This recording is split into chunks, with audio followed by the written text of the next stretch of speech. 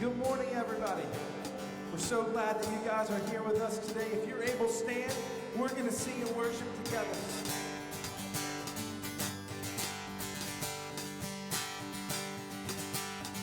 I was buried beneath my shame.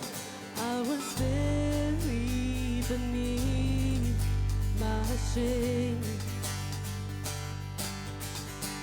Who could carry that kind of weight? It was my turn till I met you. I was breathing but not alive. All my failures I tried to hide. It was my turn till I met you. You called my name and I ran out of that grave, out of the darkness into your glorious day. You called my name and I ran out of that grave, out of the darkness into your glorious day.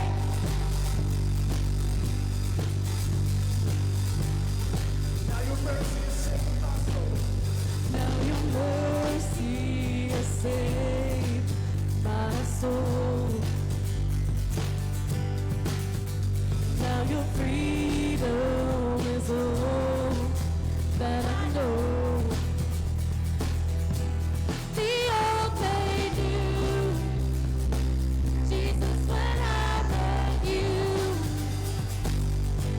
You called my name and I ran out of that grave, out of the darkness into your glorious day. You called my name and I ran out of that grave, out of the darkness into your glorious day.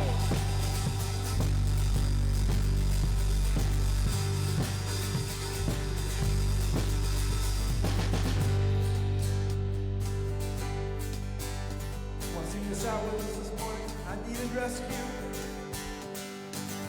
I needed rescue, my sin was heavy. The chains break at the weight of your glory. I needed shelter, I was an orphan. Now you call me a citizen of heaven. When I was broken, you were my healer. Now your love is the air that I breathe. I have a future, my eyes are open, 'cause when you call my name, I ran out of that grave, out of the darkness into your glorious day.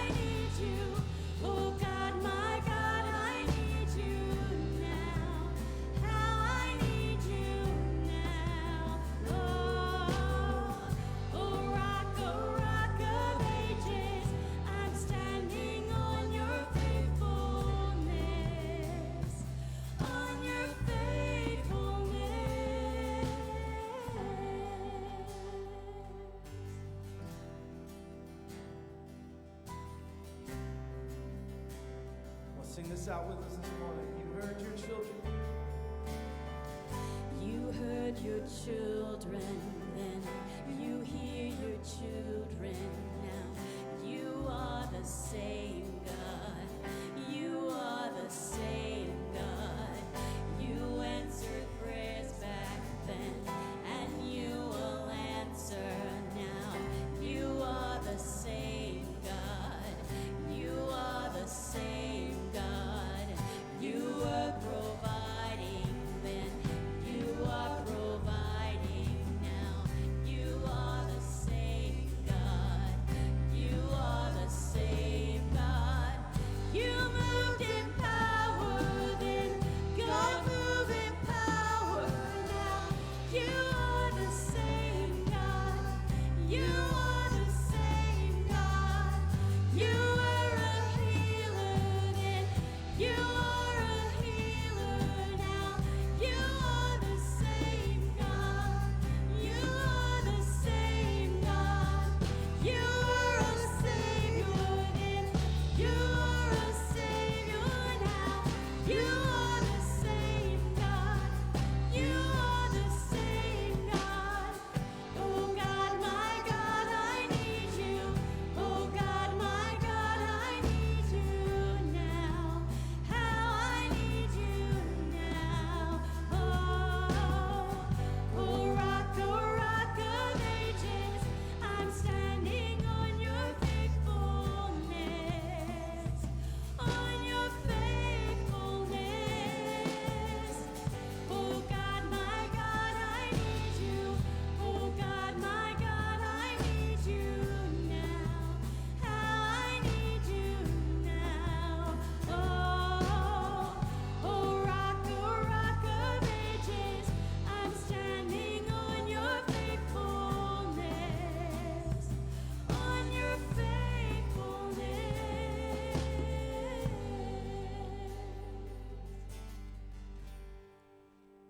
We want to teach you guys a brand new song this morning. You guys ready for that? Yeah.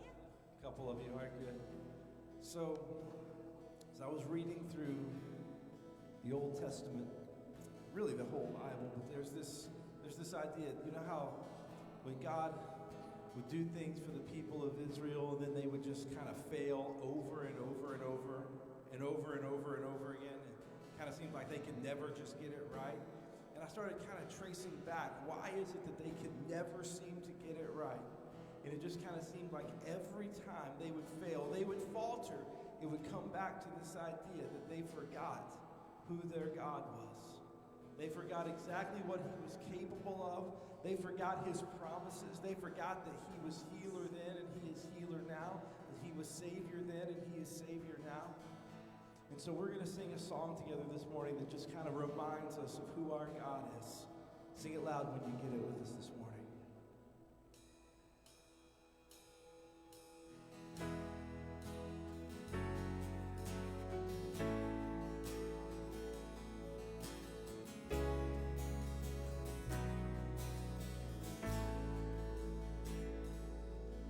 I pray to the healer, the Savior and Redeemer. He alone can make me whole again. I pray to the Father, protector and provider, the only one who hasn't failed me yet. The only one who hasn't failed me yet. He has power to heal, power to save, power that rises when we start to pray. That's who my God is, and I believe he has power to move, power to change, bringing the beauty from all of the pain. That's who my God is, that's who my God is. I trust in the process. He's faithful to his promise that God will do what only he can do.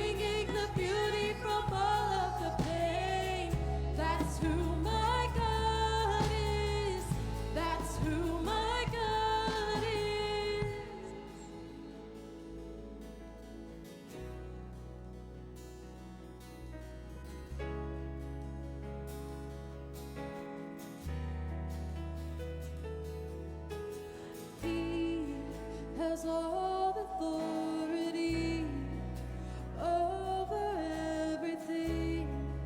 He holds a victory,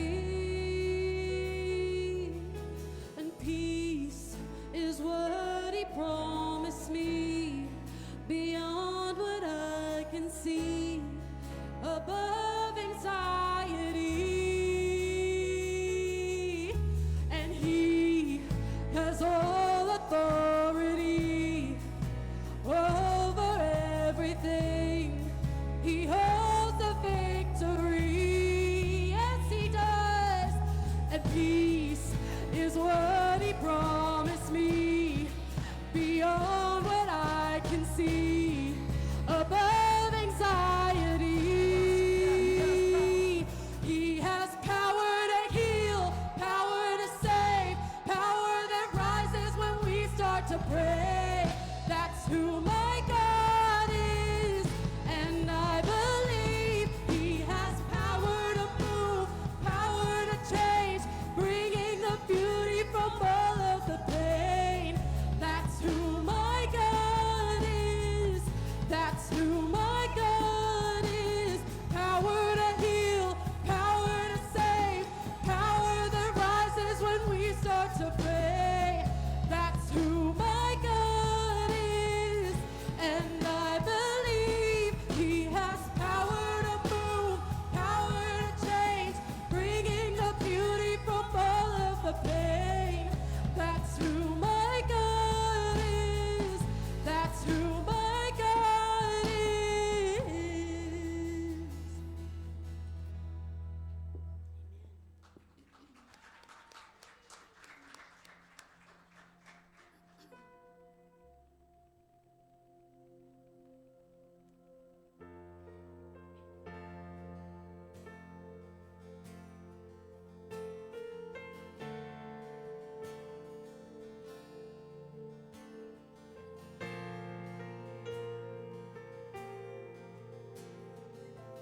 Sing this out with us from the beginning. From the beginning, You've been unchanging. Age to age You stay. Constant You remain. Every mystery, the questions I've carried are safe within Your will. So I trust You even still. I believe You are who You say You are. You'll do what You say You'll do. You'll come through. You are always able. I believe You've already made a way. So I'm running through parted waves, straight to You. You are always faithful. Jesus, You're for me, holding me steady.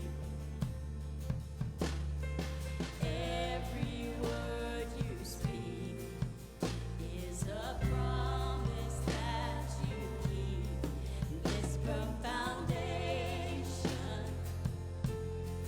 cannot be shaken.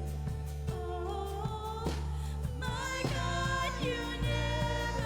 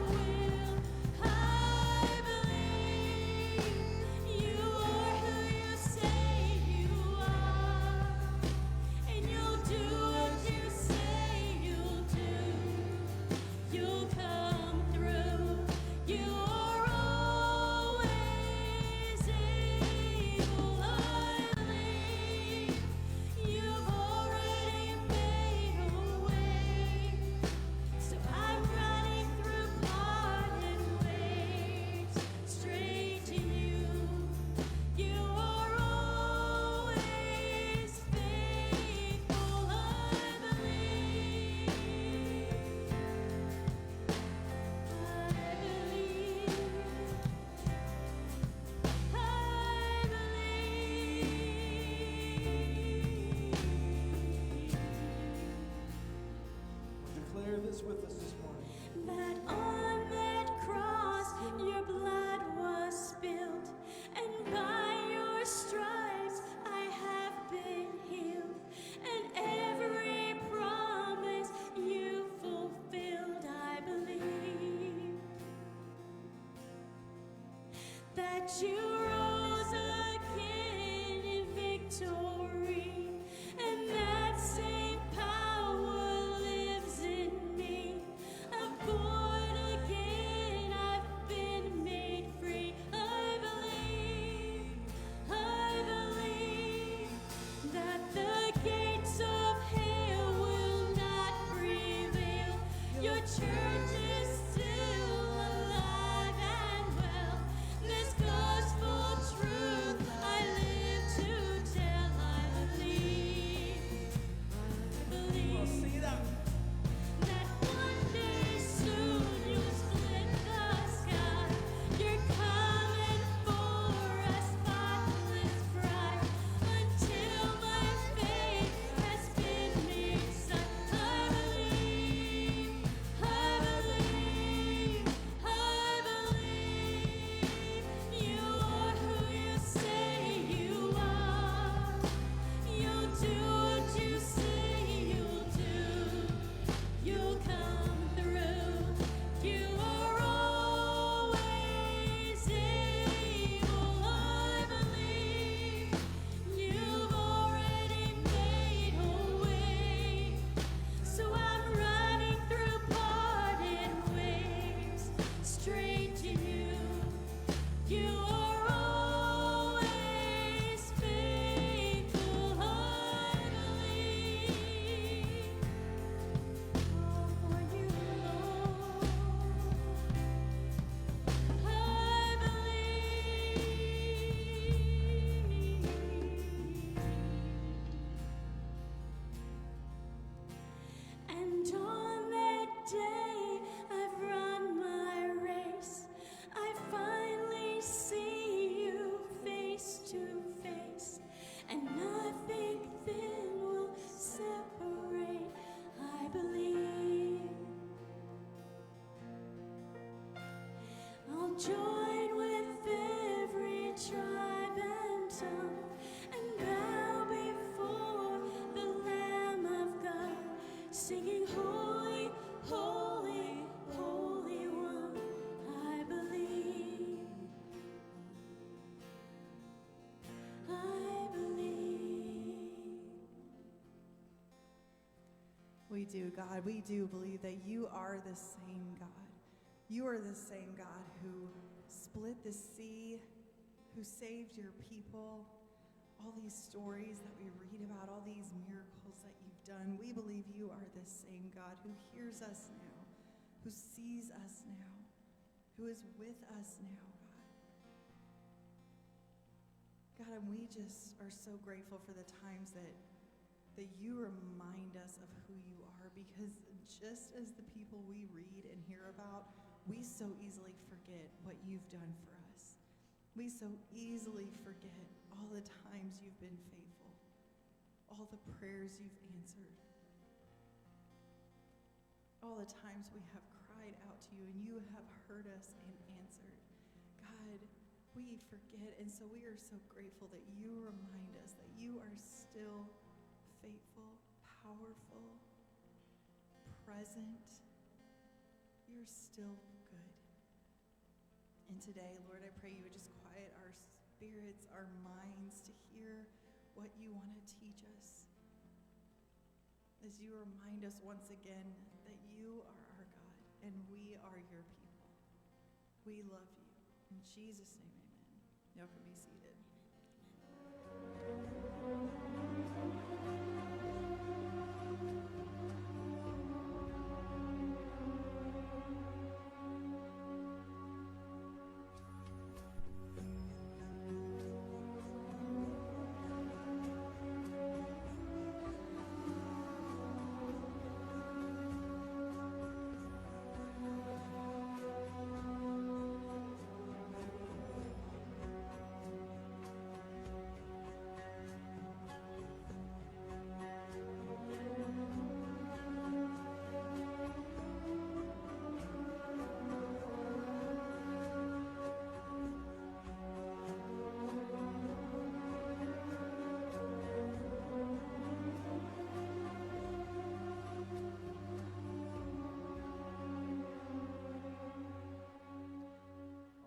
so before we jump into the message today, we have to ask the very important question. How many of you are pulling for the Seahawks tonight in the Super Bowl? How many of you are pulling for the Patriots tonight in the Super Bowl? Okay, a few. Who are they? How many of you, by show of hands, this may be the better question, how many of you wish football had never been invented, and why are we doing this? You might want to talk to somebody about that. I feel a little arboring going on here.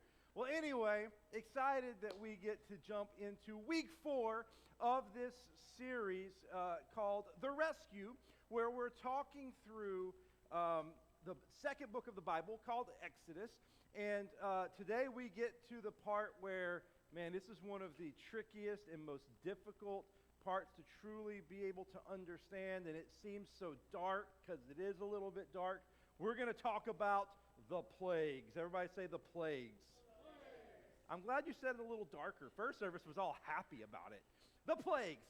And before we start reading there, we're going to be in Exodus chapter 9 today, if you want to turn there in your Bible. But before we start reading, let me make sure we are all on the same page with how we got to this point in the story.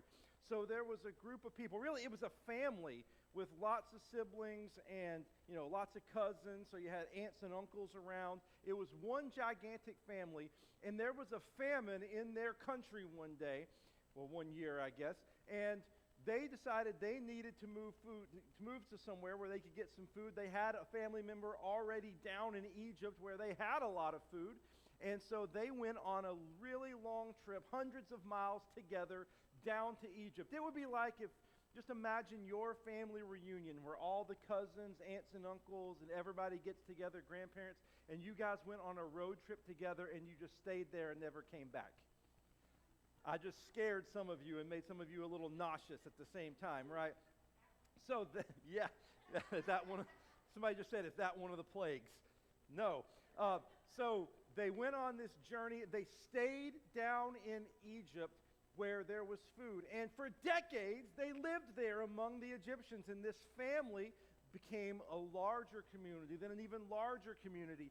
And for decades, they were just welcomed there. And then Pharaoh, an evil king of Egypt, showed up one day and was like, you know what? I don't want you guys to be here anymore, but instead of sending you away, I'm actually just going to turn you into the largest slave labor force maybe the world has ever seen. You're going to make things for us. You're going to help us with our crops. You're going to help us with all the things, our linens, the things that make us rich and powerful. You guys are going to be the economic driving force. And it turned Egypt into the most powerful country in the world at that time. But this family that had turned into a community that ultimately turns into a nation called Israel, they find themselves desperate and broken. And God sees them, He hears them, and He has compassion on them. We see that phrase repeated over and over again in Exodus. And so God sends a man named, you are paying attention, good, Moses, to be his voice, to go and talk to Pharaoh, the leaders of Egypt, and tell them 4 words. You have to let my people go. And Pharaoh hears this, and he gladly lets them go, right? No, it's actually the opposite. He kind of really digs in, and he's like, you know what I'm not going to do is give up this largest slave labor force the world has ever seen. I'm going to keep it, let it be our source of power and economic drive. And so he decides no. And then through a series of events, Moses ends up going before Pharaoh, throwing his stick on the ground. It becomes a snake, all sorts of things. And then come this series of plagues. And all of it was designed to do a couple of different things. You see, the purpose of this story wasn't just that God would rescue them. See, it's easy to read about plagues and look at it through one of 2 or 3 lenses. It's easy to look at something like plagues, like we're going to read about in a second, and be like, well, this is just God punishing the bad guys and helping the good guys. But is that the way that we're supposed to see this story? No, I don't think that's what it is at all, because the reality is there were no good guys. We're all still the bad guys in the story, right? And so God was the only good one. So we can't see it that way. Another tempting way to look at this story is for us to look at how God is mean and judgmental and just wants to hurt the people of the world, his creation. Is that the way that we should see this story? I certainly hope not, though a lot of people do see the story that way. I believe that there are several things happening. There are several things that God is teaching us in this story of plagues. The first one we talked about last week. Let's see how good of memories everybody has. Last week we learned that God is the God that is greater than all the other gods. You were on to something. The God who is greater than all the other gods. All these other gods that Israel would worship alongside the Egyptians, all these other gods that they thought were real and would help them, God wanted to show up and say, actually, I am the God that is greater than all the other gods, and I need to have that place in your life, in your priorities, in your decision making. I am the God above all gods. That was the first thing that he wanted them to know. But I want to show you something that maybe you haven't thought about when it comes to something like plagues. Because typically when we think about the plagues of Egypt, the plagues that affected them, we think something dark, but I actually think God was doing something much bigger here. I think that God is inviting Israel back into a relationship with him, and ultimately, he's inviting the whole world into a relationship with him, even through these dark plagues. And so, I believe what's happening is that God sees a group of people who are hurting, broken, and desperate. And he remembers his promise. And he says, I'm going to show up and I'm going to invite them to be close with me. Let me just read you. This little snippet right here is from right in the middle of the plagues. God shows up and he talks to Moses and tells Moses to go and talk to Pharaoh. And here's how it goes down. Then the Lord said to Moses, get up early in the morning, confront Pharaoh, and say to him, this is what the Lord, the God of the Hebrews, says. Let my people go, so that they may what? Now remember, this is not just a one-time, like let them go on a Sunday, then they'll be back in an hour. That's not what this is.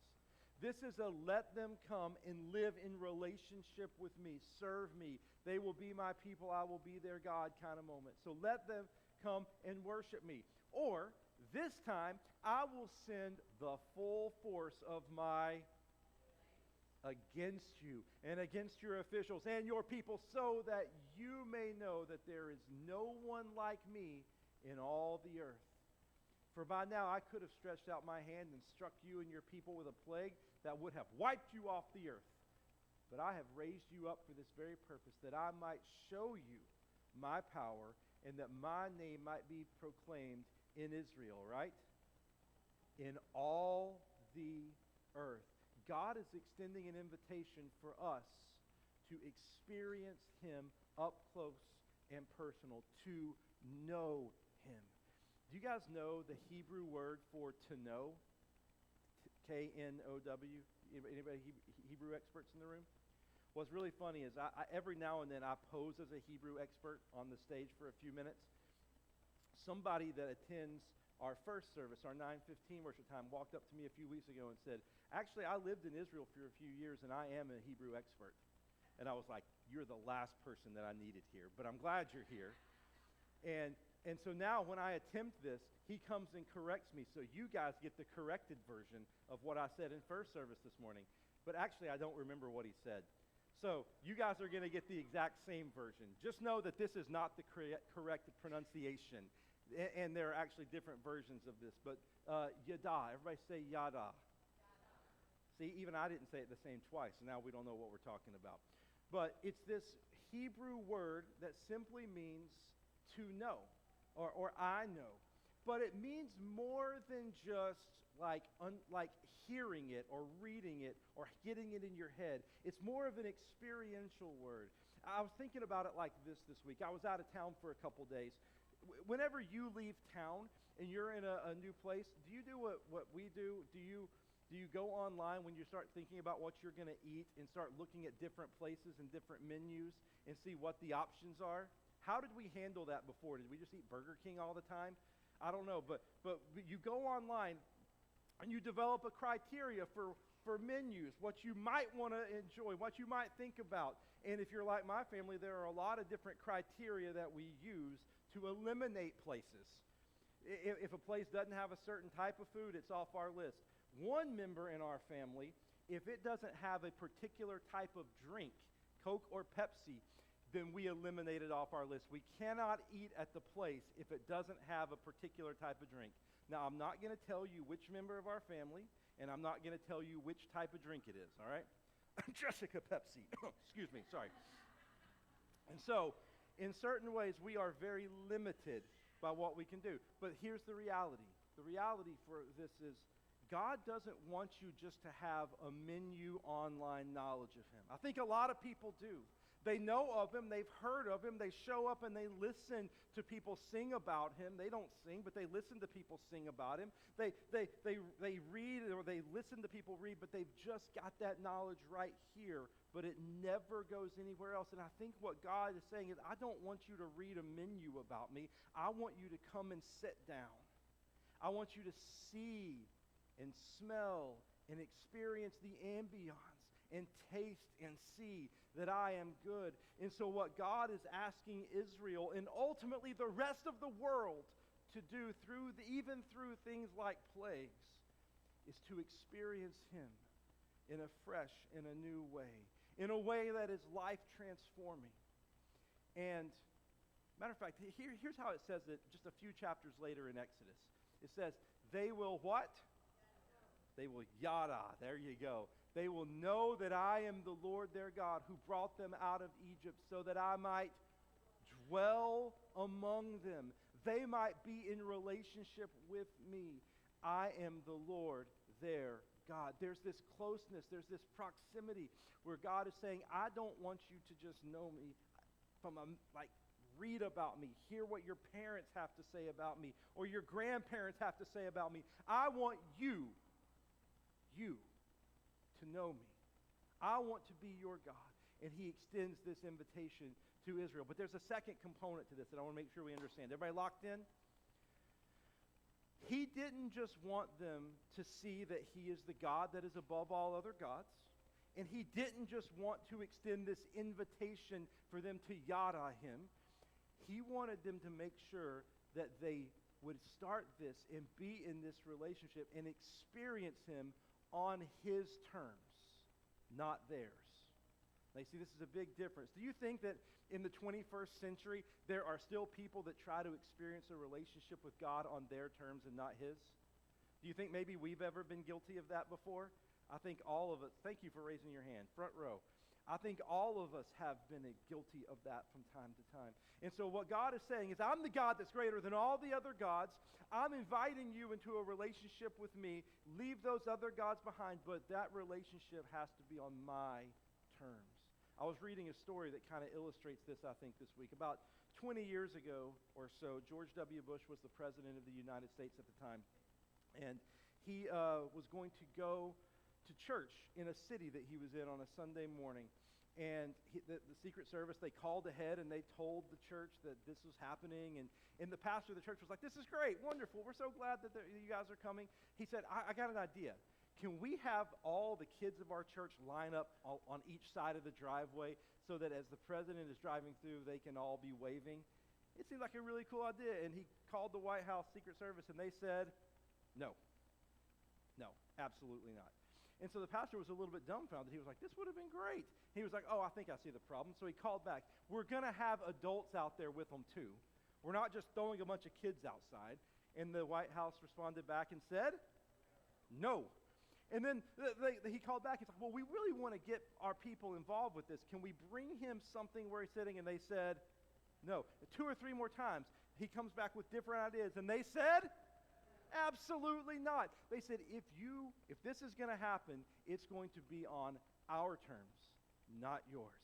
And I think that God may be looking at you over these 2 weeks of our series here, saying, I want you to know that I am the God that is greater than anything else you may pursue in your life.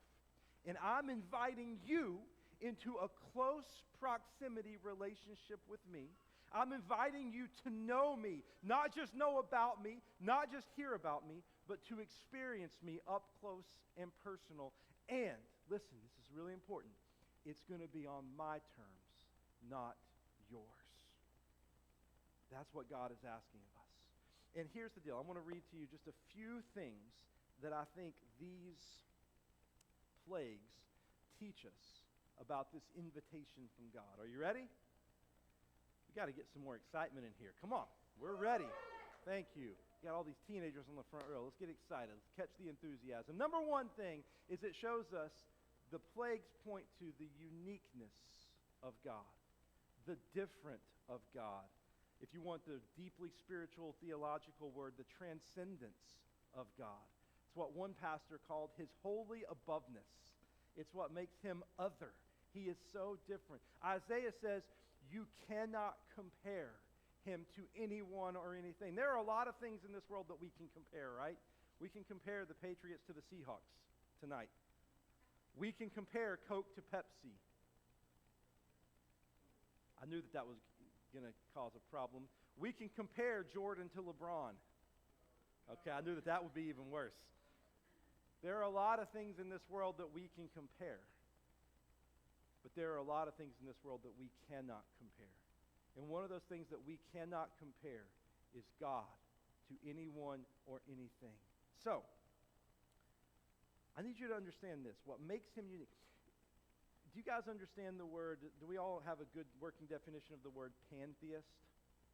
Okay, good. Let's make sure we all get it. So if I were to say someone is a monotheist or a culture is monotheistic, that would mean they worship how many gods? One. If I were to say a culture is polytheistic, they would worship many gods. A culture that is pantheistic worships nature as God. Or another way to put it, they see God in all of the nature around them. So people like the Egyptians, who were pantheistic cultures, saw the Nile River and created Nile River gods. They saw the sun and created the gods of the sun. They saw their crops being raised up, and they created crop gods, those sorts of things, farming gods. And so they had all these kinds of gods that were related to the nature. Paul warns us about this in Romans chapter 1. He says we cannot stop, like many are in the habit of doing, and worship creation, because creation is actually just meant to point us to the Creator. The Creator is who we're supposed to worship. But in Egypt, at this point, they were worshiping the creation. They were worshiping all these things. And they had all these different gods. And so what God actually does is with each of these plagues that he sends, he's actually pointing out different Egyptian pantheistic gods that he is kind of saying, I'm a little bit different than all of these. For example, the first god that I want to tell you about, the first plague that happens is the Nile River. The plague of the Nile, the plague of blood, where he actually turns the river into blood. There was the Nile River god was named Hapi, very good, H-A-P-I. And she was over the Nile River, keeping it flowing and keeping it fresh. And the Nile River was everything to the people of Egypt. I mean, it was where they got their water. They watered their animals. Their crops were able to grow because they had a water source right here. It was so important. And then God shows up and does this. You ready? This is what the Lord says. By this you will know that I am the Lord. With the staff that is in my hand, I will strike the water of the Nile, and it will be changed into blood. Now, have you ever tried to drink? No, hopefully not. But you know when you cut your mouth and you got that blood taste, isn't that just the worst? Could you imagine your entire drinking water source turns into blood for you, your animals? You can't do anything with this. This is God's way of saying, I am different than all these other gods that you have placed into your life to worship. There's a second plague that comes around. This one is about frogs. Now, in Egypt, they actually deified frogs to a degree. If you stepped on a frog, they were like, man, you're probably going to die, because they had a goddess of fertility named Froggy. That's good. Actually, the goddess's name would have been translated into English Heket, H-E-Q-E-T, goddess Heket, who was symbolized with a frog. And it was a big deal to not let anything happen to frogs. Well, check out what God does. Then the Lord said to Moses, tell Aaron, stretch out your hand with your staff over the streams and canals and ponds. and make frogs come up on the land of Egypt. And so Aaron stretched out his hand over the waters of Egypt, and the frogs came up and covered the land. And when I say covered the land, they were everywhere. They were like middle schoolers when you have pizza. They just keep coming, and they never stop coming. And God was like, oh, you think this is a special thing? Well, now you're going to be forced to step on them. They're going to be everywhere.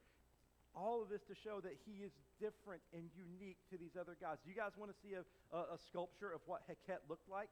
This is a sculpture from ancient Egypt. This is what the goddess Heket looked like. It's kind of E.T. meets Jar Jar Binks with dreads. I don't know.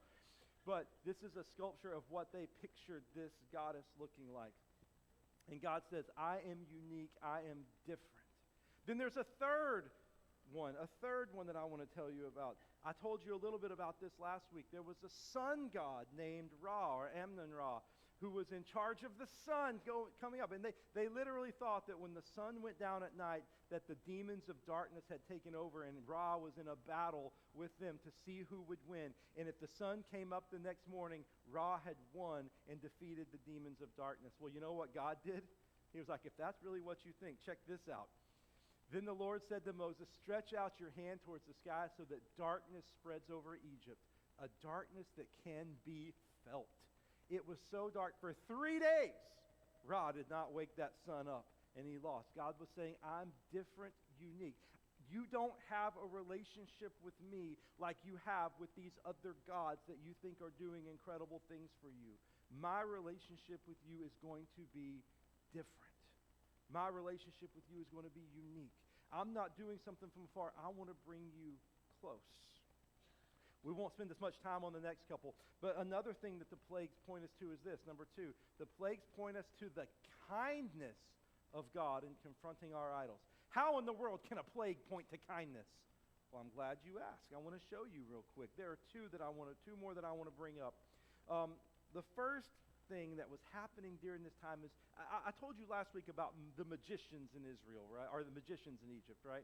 Now, this is not like pull a rabbit from a hat magicians. Not the fun kind. These are the kind of magicians that if you wanted something done, they were more like sorcerers. If you wanted something done, they could get it to you. They could do it for you. We have modern-day versions of this as well. And they had become such an idol in the nation for Israel and for the people of Egypt that it was a serious, serious problem. And so you know what God did to them? I just want to read it. Check this out. So they took soot from a furnace and stood before Pharaoh. Moses tossed it up into the air, LeBron James style, going back to what we talked about earlier. And festering boils broke out on people and animals. Ugh.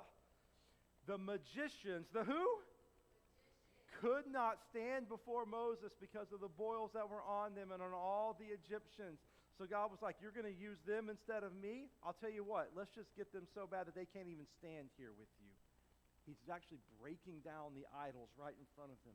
There was another one where, so Egypt, they had a big commerce with their linens, with cloth that they would create. And because they had the natural water right there, they could grow things, create linens and cloths. Part of the reason that they became rich. But just like any other great, powerful nation in the world, greed became a serious idol. And they wanted more and more and more. And so God was like, that's really what you want? Well, let me just do this. Check this out.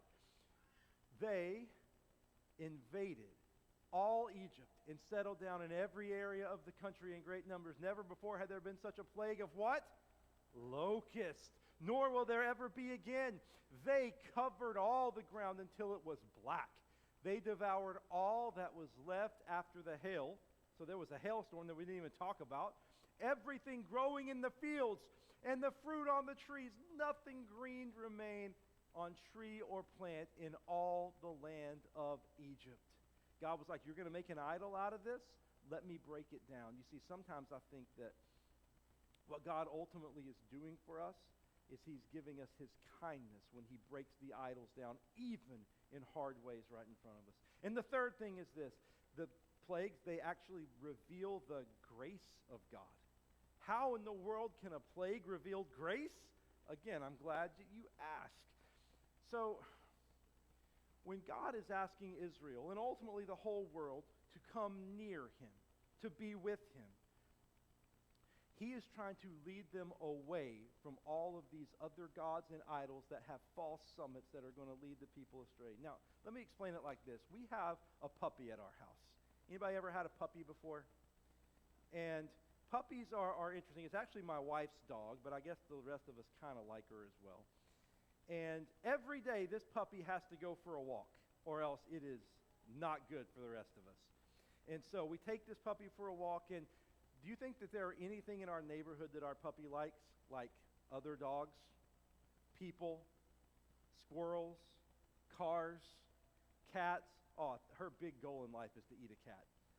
I'm telling you, we have one. We have a cat, and he only comes inside at night when it's really cold in the garage. We'll pick the cat up, and she'll just be like lunging to eat this cat. I should have brought a video, but it's kind of intense. But every time we take her for a walk, do you know what we have to do? We have to put her on a leash. It's a muzzle. We need one of those too. We have to put her on a leash. Now, to her, a leash is incredibly limiting. A leash means I don't get to go and chase after the squirrels. That would be really fun. I don't get to go and chase after the cars. That would be awesome. I don't get to go and eat my first cat, which would be amazing. To her, the leash means nothing good is happening. But what it actually means is you don't get hit by the car. You don't run away and we never see you again. You don't get attacked by a cat that could probably beat you up. It means that you don't get lost. You see, the leash, whenever she wants to go away, we pull the leash back and she comes right back next to us, which is actually a grace to her that she can't understand. And I think what God is ultimately doing in these plagues is he's putting the people of Israel into a grace that they don't fully understand. But what he's doing is I want you to leave all of these other things behind, and I want you to come right back to me. It's a grace that they can't understand. It's a grace that they don't fully comprehend, but it's a grace that they need. This invitation to Israel came in the form of plagues, and then God reaching out and saying, I want to be your God, and I want you to be my people. I want you to know me and live in close proximity to me. In the 21st century, God doesn't send plagues the same way. I hope he doesn't start again.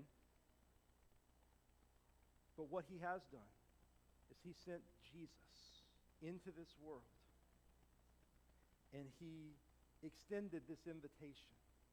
What it looked like in the first century was this invitation, and Jesus would talk to people and he'd say, I want you to come and follow me. And we did a series about 3 years ago. We kind of need to do the whole series again because maybe we've forgotten this over time. But if you were invited by Jesus to follow him, you would become a member of his, all of those are good. Talmudim is the Hebrew word. I think I got that one right. And you would become his apprentice. And you would have 3 big goals. Do you remember what those goals are? Everybody got all that? To be with your rabbi, to become like your rabbi, and to do what your rabbi did. And then we learned that there are 9 big practices. We call them practicing the way. 9 big practices that Jesus put for us to do. Things like prayer and Sabbath and fasting and community and Sabbath, all these things. And we're supposed to live this out. Those are his terms, not ours. And so what Jesus is inviting you to do, what Jesus is inviting you into, is to, number 1, recognize that he is the God that is above all other gods, and he holds that place in your life. He's inviting you into a relationship with him where you would come and follow and be close with him, and you would do it on his terms. And when we live in that kind of proximity and experience to God, man, I got to tell you, it brings transformation. Can I tell you one of the things that's breaking my heart so much right now in the world? Is that I think there are a lot of people that are claiming faith, but that faith is not bringing transformation to their life. There are a lot of people that are claiming a faith in Jesus, but that faith is not informing how they think or live in any way. And that is a dead faith according to James. I've spent a lot of time working with the next generation right now, these teenagers that are on the front row that I did not pay to sit here, just to be very clear. Although I probably would have. Shouldn't have said that. But this next generation that's coming up, and they're not looking for a faith that doesn't transform. They're looking for a faith in God that is so real that it transforms how we live and who we are. They're looking for a faith that informs how we do everything in our life, how we think about everything in our life. That's the kind of faith that a close proximity to God, the Holy Spirit, produces in us. And so I've just got two questions for you today. Number one, have you accepted this invitation to know, to yada, to know and experience God up close and personal? Have you accepted that invitation? Not just to know about Him, not just to have heard it from somebody else, not just to show up on Sunday sometime and watch other people, but have you accepted it for you? This invitation to a close God, to get it just out of your head and into all of you. And number two, maybe this is a little more close to home for some of you. Are you still trying to follow Jesus on your terms instead of His? It's never going to work. So here's what I want you to do. Everybody just stand with me for just a moment. I want to give you an opportunity to respond. And I just want to bow your heads and close your eyes for just a moment. And I just want to give you these two questions. And I want you to think about them right there where you are. Just between you and God. Have I, number one, accepted this invitation?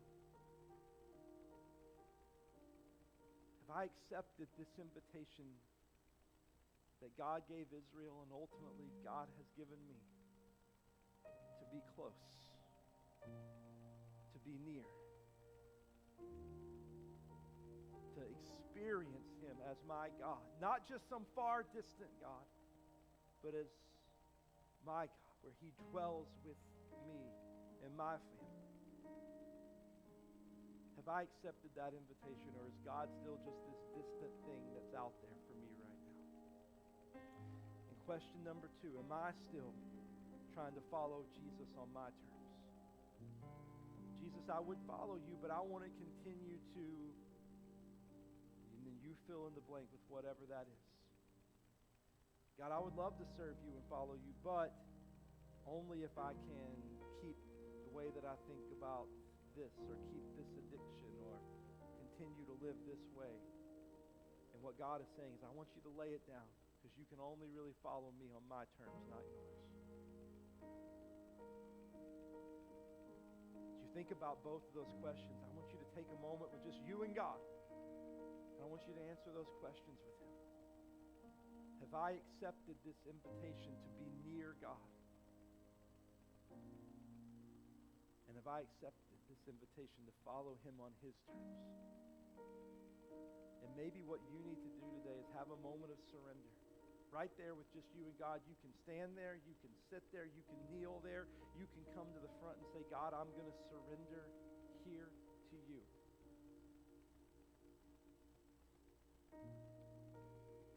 And I want you to take a moment with just you and God, then I'll pray for us.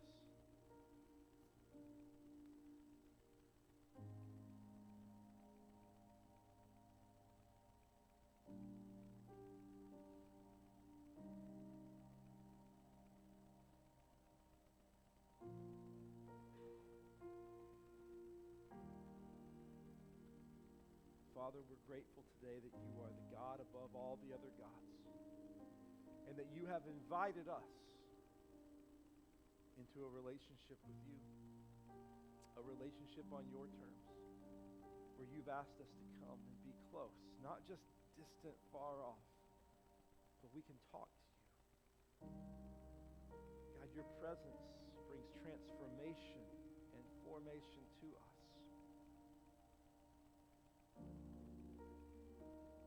God, I just pray that today we would be able to answer this question. Have we accepted your invitation with a yes? Will we follow you on your terms? Yes. Let it be so for each and every one of us here today. It's in Jesus' name we ask these things. Amen. Amen. given. You guys can take a seat. Just a couple quick things before we go. Number one, I would encourage you to take that Connect card that's sitting in the seat back in front of you, especially if you're new to Pursuit Church. But whether you're new or not, take a second, fill that up, check the appropriate boxes. We would love to be able to pray with you, stay connected with you about everything that's going on here. I also want to encourage you to support Pursuit Church with your generosity, with your giving. And you can do that in several ways. You can use the basket in the back of the room for check or cash, or you can go to pursuitchurch.life, click on the give button, and make your safe, easy donation that way. Two big things coming up. Immediately following our time together right now, like this moment, if you are new to Pursuit and you have never been to what we call Starting Point Cafe, today is your lucky day. You don't even have to go anywhere. You just need to stick around. We got a free lunch for you and an opportunity to ask questions, learn a little bit more about who we are, what we're all about. So make sure you plan on sticking around. We will meet in the room at the very back of the lobby. Make sure you plan to stick around and be a part of that today.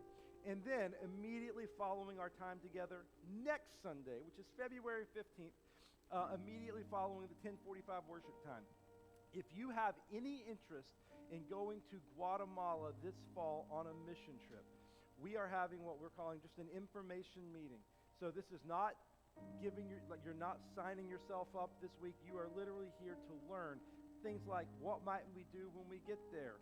How much might it cost for me to go? When are we going to go? All of that kind of stuff. So this is for you immediately following our time together next Sunday. So if you're interested in what it might look like to go to Guatemala this fall, stick around. Which Sunday? Very good, everybody. Have a great rest of your Sunday. We will see you guys back next week for more of our series called The Rescue. Have a great rest of your day. We'll see you guys then.